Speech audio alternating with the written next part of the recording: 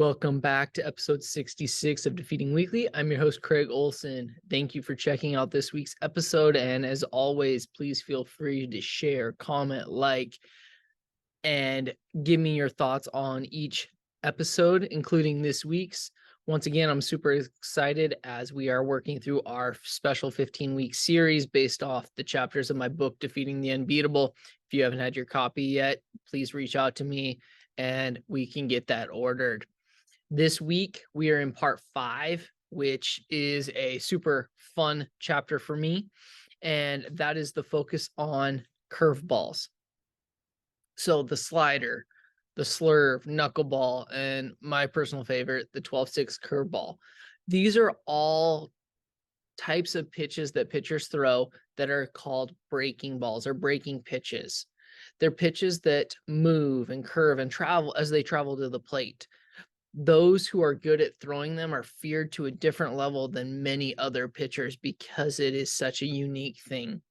Growing up, if you were accurate and could throw a breaking ball, such as my favorite, the 12-6 curveball, players would duck for cover and then look silly when the ball ends up breaking over the plate. It would look like they're coming right at them, so they get scared versus staying in there and see that it would curve right in over the plate for a nice strike.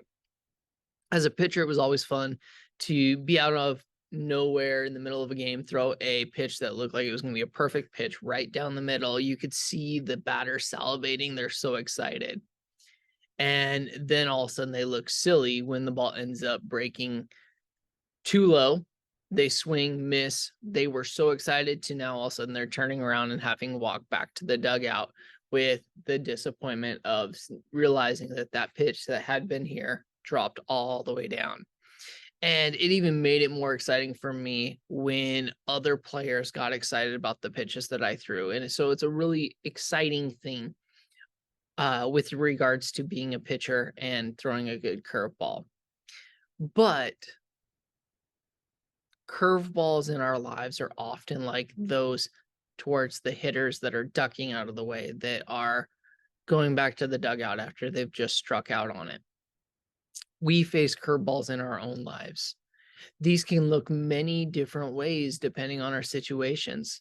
For some of us, they may look like small interruptions or inconveniences that take away from what we're wanting to accomplish during that time, while others can be earth-shattering that make our lives crumble.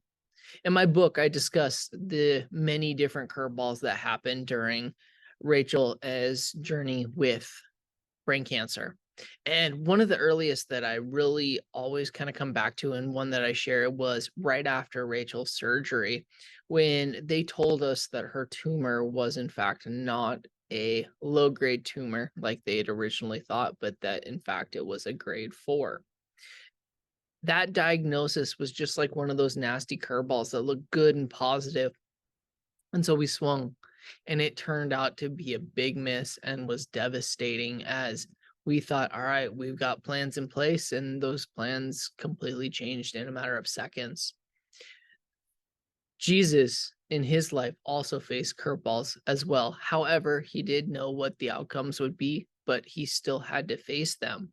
For instance, when he was betrayed by Judas, it was a curveball, especially to the disciples, as they were shocked about this, and it threw their whole worlds into turmoil, including Judas's. Jesus, however, trusted in God's ultimate plan and continued with his beliefs. In the same way, we will face curveballs in our lives that we must lean in on our beliefs and faith and preparations we've put in place throughout our lives to be able to match these curveballs. So here's some action steps that I would like to share with you based on kind of my thoughts on curveballs. So number one, curveballs often come out of nowhere and can knock us down. The important thing is to not let them keep you down.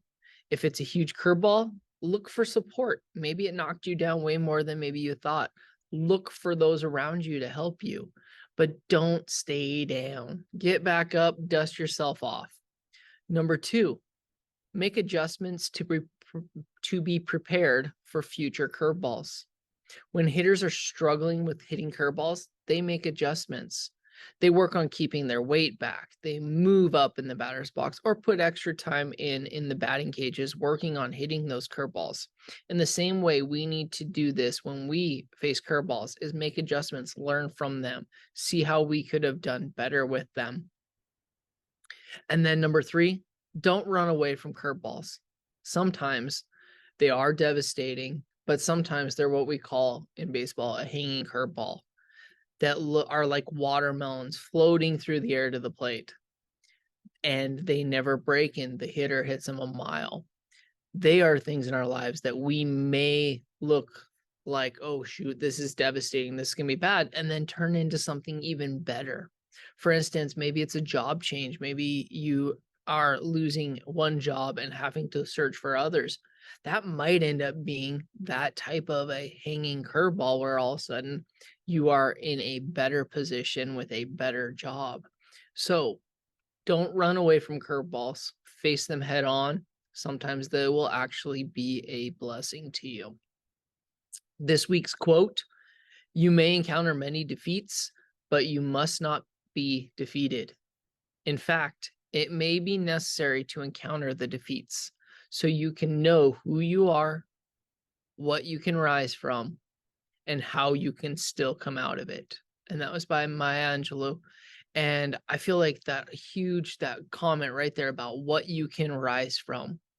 Curveballs, our lives, curveballs, our lives will knock us down. It's just important for us to see how we can get back up and move forward and be able to be successful. As always, I hope you guys have a great day and defeat the week.